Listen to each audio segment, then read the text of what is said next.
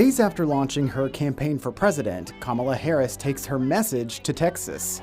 The vice president lays out her vision, but leaves out a key issue for Texas voters. She has been the border czar for the United States, and as it concerns what's going on the border, our fellow Texans have suffered because of it and are angry about it. We look closer at Harris's work on immigration and why her role when it comes to border policy may be misunderstood. I take personal accountability for the areas where we fell short of our customers' expectations. Utility leaders go before state regulators. The new steps they're taking after a storm knocked out power to more than 2 million Texans. Produced from the Capitol in Austin and airing statewide, this is the award-winning State of Texas. Hello, and thank you for joining us. I'm Josh Hinkle. Vice President Kamala Harris made her second visit to Texas this month, but this trip marked her first appearance in the state since becoming the Democrats' presumptive nominee for president.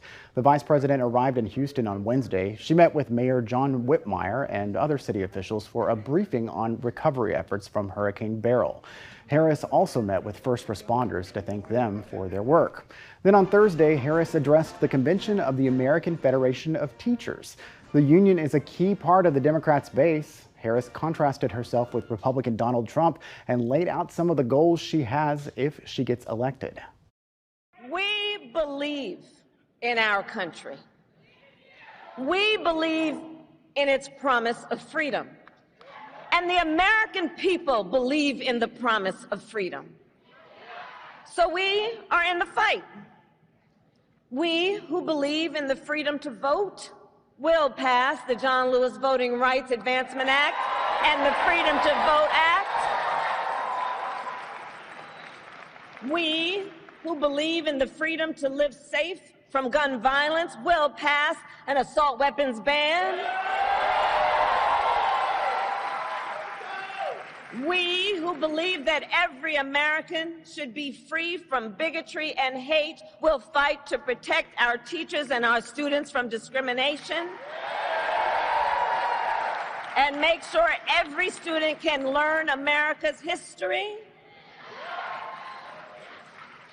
And we who believe in reproductive freedom will restore the freedom of a woman to make decisions about her own body and not have her government telling her what to do.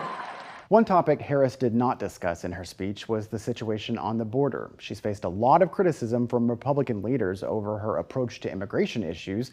We spoke to Governor Greg Abbott a few days before Harris's visit. He had a harsh assessment of her record. She has been the border czar for the United States, and as it concerns what's going on the border, our fellow Texans have suffered because of it and are angry about it, as well as our fellow Americans. As you know, it's either Biden inflation or the Biden open border that are the number one and number two policies and issues in this presidential race. Kamala Harris does not change that at all. In fact, she is even more responsible for the open border policy because she has been or supposed to have been the border czar and completely failed at it. As a result, it was Texas actually that stepped up because of the measures that I have taken. Border crossings in Texas have dropped 74%. You heard the governor refer to Harris as the border czar. That's a term Republicans are using to describe her, but she did not have that role in the White House. Politics reporter Ryan Chandler looks closer at her record and her impact on the administration's immigration policy. As Harris's presidential campaign begins, you'll be hearing one phrase from her opponents a lot. Here's Biden appointing Kamala Harris to be his border czar. She has been the border czar. Kamala Harris, the border czar. Harris has handled some aspects of Biden's biggest policy liability, immigration. But what exactly did she do? First, border czar is not her role. That's a tongue-in-cheek title that Republicans gave her. What she was really working on was private sector investment in the Northern Central America countries to try to address why people leave their homes in the first place. President Biden tasked Harris with a diplomatic mission to target root causes of migration in Guatemala, Honduras, and El Salvador, tackling the poverty, corruption, and violence that pushes people north. We have the capacity to give people hope and a belief that help is on the way. In March of this year, Harris announced her Central America Forward initiative has brought over $5 billion in private sector investments to those three countries to create jobs and connect more people to the internet. In a 2021 trip to Guatemala, she admonished people who may be thinking about coming to the U.S. Do not come. Her efforts on this side of the Rio Grande have certainly attracted criticism. She visited the Texas border just once in 2021, El Paso, while the greatest migrant surge was in the valley. It's not even fair to say that she's a day late and $1 short. She's nearly 100 days late and 1,000 miles short. But the day-to-day security of the border is Secretary Mayorkas's responsibility. Harris's focus has been on long-term stability. It may take years to know how effective her efforts have been. It really is important for us to think bigger than just what the United States puts in place in terms of laws and enforcement, and think more about motivations for why people are coming, so better understand how we can manage migration and not just fear it. Ryan Chandler, State of Texas. Former President Trump has visited Texas several times during his campaign, including trips to the border. Trump came to Dallas in May to address the NRA's annual convention and criticized the Biden administration's approach on immigration. I've gotten to know the leaders of the world very well. The ones in South America that are sending all of their criminals and their prisoners and their gangs into our country intelligently. I'd do the same thing if I was there. I would do the same. I'd do it faster than them. But they're sending everybody into our country. I mean, think of it. We have these people coming into our country. We don't want them in our country. They're from prison. They're gang members. They're drug dealers. They're rapists. We have people coming into our country. No country can sustain what's happening to us. And they don't check them. They have no idea who they are. It's not just South America. It's all over the world. It's time for a president who will replace weakness with strength, turn poverty to prosperity, and vanquish Joe Biden's corrupt tyranny with a great restoration of American freedom. We have to do that. President Biden is heading to Texas after ending his re-election campaign. So I've decided the best way forward is to pass the torch to a new generation. His decision to drop out of the race echoes the path taken by a previous president from the Lone Star State. We'll dig into the parallels and differences between Biden and LBJ. Weeks after a hurricane knocked out electricity to more than 2 million Texans, utility leaders appear before state regulators. What they say they're doing now to keep the power on in the next storm.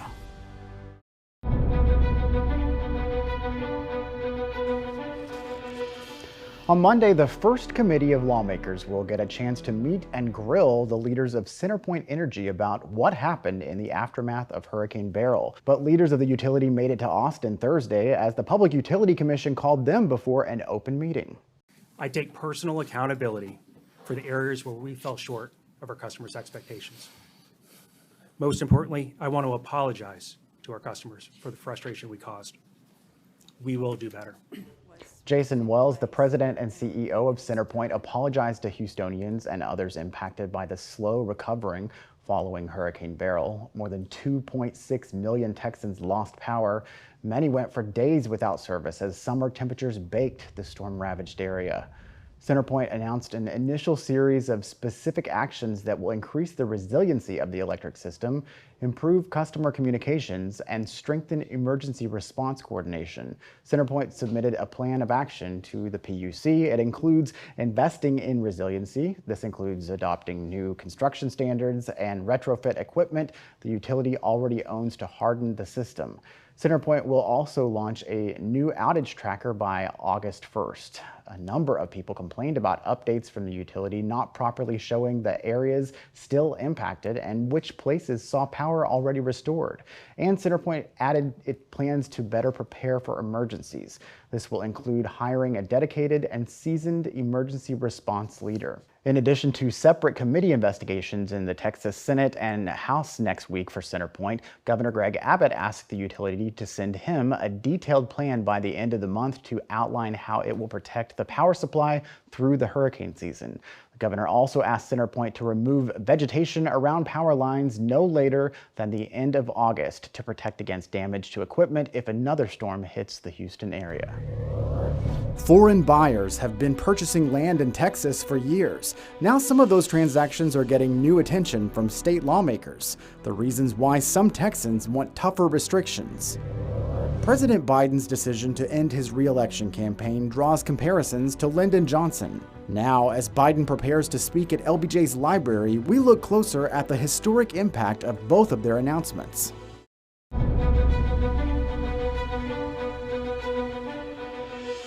Lawmakers are targeting the potential threat of foreign buyers purchasing assets in Texas. During a hearing at the state capitol, leaders raised concerns about farmland and tech companies owned by companies associated with the Chinese government. Republicans backed a bill last year to ban Chinese citizens from owning property, but it failed after passionate debate. Our Ryan Chandler reports on how Texas could act now. Who gets to own a piece of Texas? Some Texas leaders say our greatest foreign threat is already here. The United States is under a pervasive threat from the Chinese Communist Party and the People's Republic of China, from Russia, from Iran, and from North Korea. Nationwide, just about 3% of farmland is owned by foreign interests, most of that by friendly nations. Less than 1% of that 3% is owned by Chinese entities. But Texas has the greatest share of Chinese-owned land, at about 162,000 acres. Some worry that could expose us to threats like surveillance and economic influence. It's not a conflict where we're targeting military versus military. They've actually taken an asymmetric approach where they're targeting civilian critical infrastructure. 24 states already forbid or limit foreign ownership of farmland. Last session, Texas Republicans backed a bill to ban all citizens of hostile nations from buying any property. That is plainly racist, and our community will not stand for it. That bill failed after opponents worried it would discriminate against immigrants, even private citizens looking to buy a home. There's a lot of us who fled here because of the Chinese government, who escaped to America to seek freedom and liberty. Are we all enemies to you? Next session, advocates hope for more success, targeting entities explicitly associated with hostile governments rather than individuals. Ryan Chandler, State of Texas. Another issue raised at the hearing, corporations and their reliance on cheaper and potentially less secure Chinese-based technology. State lawmakers are also considering legislation to encourage the use of American-made technology instead. The 7th strongest earthquake in our state's history shook West Texas late Monday night. A total of 3 quakes hit between Snyder and Roby, Texas. The most powerful reached a magnitude of 4.9. Some people reported feeling tremors as far away as the Dallas-Fort Worth Metroplex. The number of West Texas quakes has been rising. Monica Madden found that's brought scrutiny to one aspect of oil and gas production. It dawned on me. I thought, well, that was an earthquake.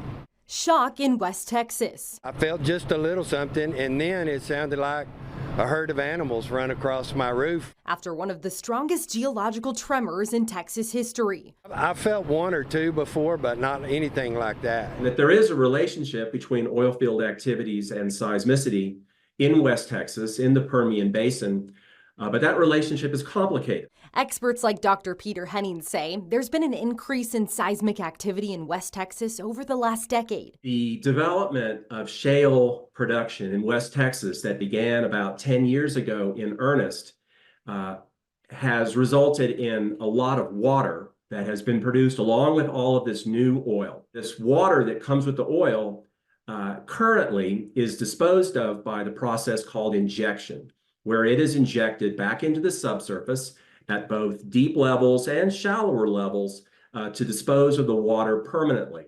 Henning says injecting the oil water back into the ground changes the pressure underneath the surface. Kind of like pumping up the tire on a bicycle, and that changes the stress environment around these faults, and they can be made to slip. And when they slip, they can make earthquakes. He says injection remains a common practice, but there are alternative solutions being explored. There are hopes that with filtration and other technologies, some of this wastewater can be used for beneficial purposes. Monica Madden, State of Texas. Texas may not be a state you think about when it comes to earthquakes. For perspective, there have actually been more than 3,500 since the year 1900, most of them small, but more than 70 were magnitude 4 or greater. Only 6 have been greater than magnitude 5. The strongest quake on record in Texas was a 5.8 back in 1931. It shook a small community between El Paso and Big Bend called Valentine, causing significant damage. Take a look at this map created by digital data reporter Christopher Adams. It shows the locations of all earthquakes in Texas history. You can find more information right now on our website. We have a link in this week's State of Texas story. This was not something that most people had seen coming. I shall not stoop, and I will not accept. History doesn't repeat itself, but it often rhymes. We'll look at the factors surrounding LBJ's historic decision not to seek re-election as President Biden heads to Texas to commemorate one of Johnson's biggest impacts on America.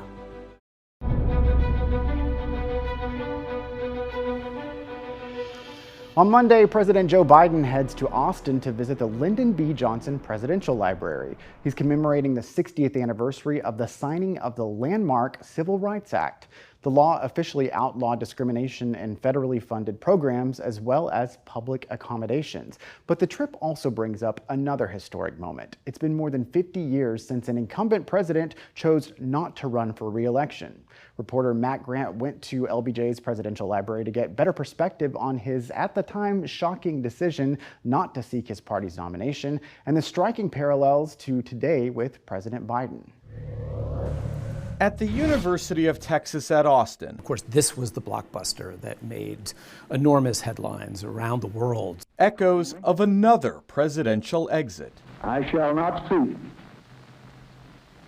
and I will not accept the nomination of my party for another term as your president. This was not something that most people had seen coming. On March 31st, 1968, Texas Hill Country native Lyndon B. Johnson read from a script like this, sending shockwaves when he announced he would not seek a second term amid anger over the Vietnam War and falling approval ratings. I think he doubted his ability to win the nomination of his party and certainly to win the presidency again. Presidential historian Mark Lawrence is director of the LBJ Library and Museum and sees similarities between LBJ and President Biden. Both of them had served decades in Congress before they became vice president and then president. Both of them served as vice president to very charismatic younger men. Both faced pressure to step aside, LBJ's mainly due to Vietnam, and both were applauded for ultimately exiting the race. But what's easy to miss is how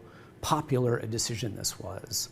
And I think what we're seeing in the early hours after President Biden's decision is something rather similar. As for Biden's abrupt departure, I thought it was a really remarkable act of statesmanship. Another echo from the past. On loan, the Civil Rights Act of 1964, signed by LBJ, the year Kamala Harris was born. That bill 60 years ago was a major part of how we explain how we got to where we are today. In Austin, Matt Grant, State of Texas. In response to his announcement, the daughters of LBJ sent us a statement calling President Biden a patriot without peer. They also thanked him for his, quote, selfless service to all who love democracy, social justice, and the rule of law. President Biden was supposed to visit the LBJ Library earlier this month. That trip was postponed following the attempted assassination of former President Donald Trump, and then again after President Biden's bout with COVID. As for the event, it will likely be a toned-down affair compared to the 50th anniversary celebration at the time in 2014. Then President Barack Obama and former Presidents George W. Bush, Bill Clinton, and Jimmy Carter all attended the summit. And you don't need to visit the LBJ Library in the capital city to understand the impact of the Civil Rights Act on Texas. You can find reminders across the state. In fact, head out to West Texas in Marfa. That small city is now home to the newest addition to the National Park System. Earlier this month, the Blackwell School formally became a National Historic Site. The location marks a painful past in order to educate future generations. It served as a segregated school for children of Mexican descent from 1909 until 1965.